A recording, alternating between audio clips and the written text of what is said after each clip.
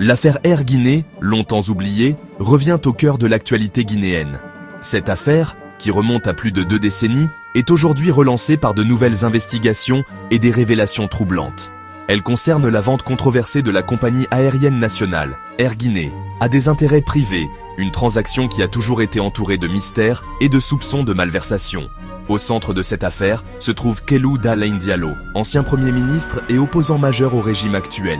Aujourd'hui, il est convoqué par la justice pour répondre à des accusations de corruption et de détournement de fonds liées à cette vente. Diallo, qui a toujours nié toute implication malveillante, se retrouve une fois de plus sous les feux des projecteurs. Depuis son exil, Diallo dénonce ce qu'il considère comme une manipulation politique.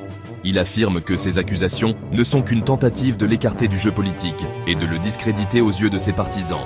Ces déclarations ont trouvé un écho favorable parmi ses supporters, qui voient en lui une victime d'un complot orchestré par le pouvoir en place. Pour la junte militaire au pouvoir, cette convocation judiciaire est un acte fort contre la corruption. Il la présente comme le symbole d'une nouvelle ère de transparence et de justice, où nul n'est au-dessus des lois. Cette posture vise à rassurer la population et la communauté internationale sur leur engagement à lutter contre les pratiques corruptives qui ont longtemps gangrené le pays. Mais pour l'opposition, cette démarche est perçue comme une manœuvre politique visant à rendre Diallo inéligible et à affaiblir son parti avant des élections cruciales. Les tensions montent alors que les partisans de Diallo se mobilisent pour dénoncer ce qu'ils considèrent comme une injustice flagrante. Cette affaire, vieille de plus de 20 ans, cristallise les tensions d'une Guinée en transition. Le pays est partagé entre l'espoir d'un renouveau démocratique et la crainte d'un retour à l'autoritarisme. Les débats sont vifs dans les rues, les cafés et les foyers, chacun ayant son opinion sur la véritable nature de cette affaire. La vérité judiciaire reste à établir, mais la bataille politique, elle, fait rage. Les tribunaux devront démêler les faits des allégations, tandis que la scène politique continue de s'enflammer.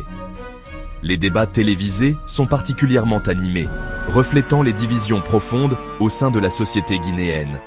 L'affaire Air Guinée révèle les fractures profondes du pays et pose la question, justice ou règlement de compte? Cette question reste ouverte, et l'issue de cette affaire pourrait bien déterminer l'avenir politique de la Guinée. Les citoyens guinéens, quant à eux, attendent avec impatience de voir si la justice prévaudra ou si les jeux politiques continueront de dominer la scène. Pour saisir l'enjeu, il faut comprendre qui est Kélou Dalein Diallo. Figure incontournable de la vie politique guinéenne, il incarne depuis des années la voix de l'opposition face au pouvoir en place. Son parcours, marqué par la persévérance et la résilience, en fait un acteur central des débats sur l'avenir démocratique du pays. Mais qui est vraiment cet homme qui suscite autant d'espoir que de controverses? Économiste de formation, Kélou Dalein Diallo a occupé plusieurs postes ministériels avant de devenir Premier ministre. Son expérience au sein de l'appareil d'État lui a permis de comprendre les rouages du pouvoir, mais aussi d'en mesurer les limites. Depuis plus d'une décennie, il dirige l'Union des forces démocratiques de Guinée, l'UFDG, et s'est imposé comme le principal porte-voix de l'opposition. Sa capacité à fédérer autour de lui, à mobiliser et à incarner une alternative crédible lui a valu autant d'admiration que de critiques. 3 fois candidat à la présidentielle, il a su rassembler une base solide, surtout au sein de la communauté Peul, mais aussi au-delà, auprès de nombreux Guinéens en quête de changement. Sa popularité s'est construite sur sa capacité à dialoguer avec les différentes composantes de la société, à porter les revendications d'une jeunesse avide de justice et de progrès. Pourtant, chaque élection a été marquée par des tensions, des contestations et des accusations de fraude, renforçant la polarisation du paysage politique. Pour ses partisans, il est l'espoir d'une alternance démocratique, le symbole d'un avenir meilleur pour la Guinée. Il voit en lui un homme intègre, prêt à défendre les intérêts du peuple face à l'autoritarisme. Mais pour ses détracteurs, il reste associé à l'ancien système, à une élite politique jugée responsable des blocages du pays.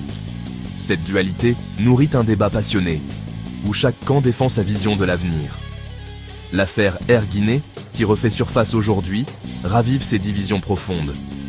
Pour certains, il s'agit d'un acharnement politique visant à écarter un adversaire gênant. Pour d'autres, c'est l'occasion de demander des comptes à ceux qui ont exercé le pouvoir. Ce dossier, complexe et sensible, cristallise les tensions et met en lumière les difficultés de la justice guinéenne à s'imposer comme arbitre impartial. Aujourd'hui exilé, Cellou Dalein Diallo n'a pas renoncé à son combat. Depuis l'étranger, il continue de peser sur la scène politique guinéenne, multipliant les prises de parole et les initiatives pour défendre la démocratie. Pour beaucoup, il est devenu un symbole de résistance, une figure qui incarne l'espoir d'un changement pacifique, même sous la pression et la menace. Son parcours, entre engagement et épreuve, illustre la complexité de la lutte pour l'alternance en Guinée. Retour en 2002, Air Guinée, ex-Zang, est privatisé sous la houlette du gouvernement Conté, avec Diallo au transport. La vente rapide des actifs, à un prix jugé dérisoire, suscite des soupçons d'opacité et de favoritisme. Pendant des années, le dossier sommeille, jusqu'à ce que la junte du CNRD et la CRIEF le relancent en 2022. Pour les autorités, il s'agit de réparer une spoliation de l'État. Pour l'opposition, la réouverture vise surtout à neutraliser un rival politique. La question demeure, justice tardive ou stratégie d'élimination? La CRIEF accuse Diallo de corruption, détournement et enrichissement illicite. Au cœur du dossier, la vente d'Air Guinée pour 5 millions de dollars, bien en dessous de sa valeur estimée. Les procureurs pointent la signature de Diallo sur les documents de cession, preuve selon eux de son implication. D'autres anciens ministres sont aussi poursuivis, suggérant une responsabilité partagée. L'accusation veut démontrer une entente au sommet de l'État pour brader le patrimoine national. Mais la défense conteste la portée de cette signature et la réalité d'un enrichissement personnel. Diallo et ses avocats rejettent toutes les accusations, dénonçant une procédure politique. Ils affirment que la décision de privatiser Air Guinée venait du président, non du ministre, et que Diallo n'a fait qu'exécuter une décision collective. Sa signature, disent-ils, n'était qu'une formalité administrative, sans pouvoir sur le prix ou la gestion financière. La défense insiste, aucune preuve d'enrichissement personnel n'a été apportée. Pour eux, la relance du dossier vise à écarter Diallo de la présidentielle, la CRIEF servant d'instrument au pouvoir militaire. Depuis le coup d'État de 2021, la junte promet de lutter contre la corruption et crée la CRIEF. Mais rapidement, la justice est accusée de cibler surtout l'opposition, alors que la gestion du CNRD reste opaque. Les libertés politiques se restreignent, les partis sont suspendus, et l'affaire Air Guinée surgit dans ce climat de répression. Pour les partisans de Diallo, il s'agit d'un harcèlement judiciaire pour museler l'opposition. Le pouvoir, lui, affirme que la justice est indépendante et que la lutte contre la corruption est sincère. La vérité, comme souvent, se situe entre ces deux récits. Les faits établis sont clairs. Air Guinée, la compagnie aérienne nationale, a été officiellement liquidée en 2002, marquant la fin d'une ère pour le transport aérien guinéen. Cette décision a eu un impact considérable sur le pays, privant la Guinée de son principal transporteur et laissant de nombreux employés sans emploi. Mais que sait-on vraiment de cette affaire complexe qui continue de susciter des interrogations plus de 20 ans après? À l'époque, Diallo occupait le poste de ministre et sa signature apparaît clairement sur les documents officiels relatifs à la cession d'Air Guinée. Son rôle dans la transaction est donc indéniable et il est aujourd'hui au centre de l'attention, alors que la justice tente de faire la lumière sur les circonstances de la vente. Le montant de la vente, 5 millions de dollars, a été confirmé par plusieurs sources officielles. Mais cette somme, jugée faible par certains observateurs, soulève des questions sur la valorisation réelle de la compagnie et sur les critères qui ont guidé la transaction. Pourtant, de nombreuses zones d'ombre persistent.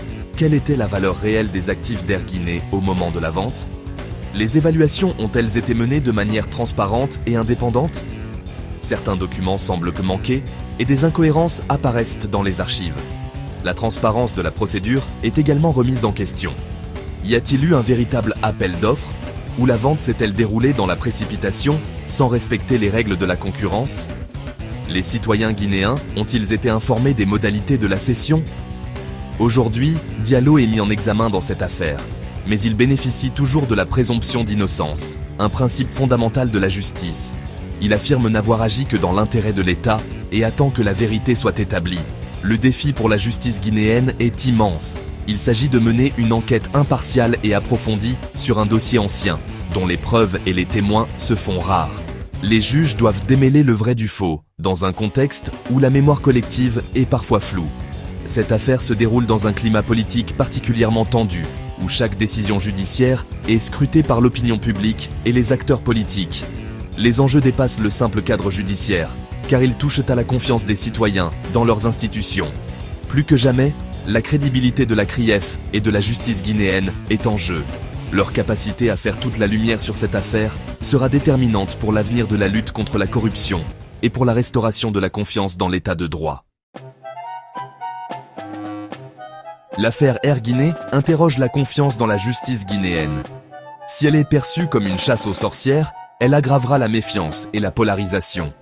Si elle est menée avec rigueur et transparence, elle peut marquer un tournant vers l'état de droit. La présomption d'innocence doit être respectée, et seul un procès équitable peut établir la vérité. Pour les anciens employés d'Air Guinée, l'affaire ravive l'espoir de réparation. Pour la société, elle cristallise le débat sur la corruption. L'enjeu, refermer les plaies du passé par une justice indépendante et impartiale.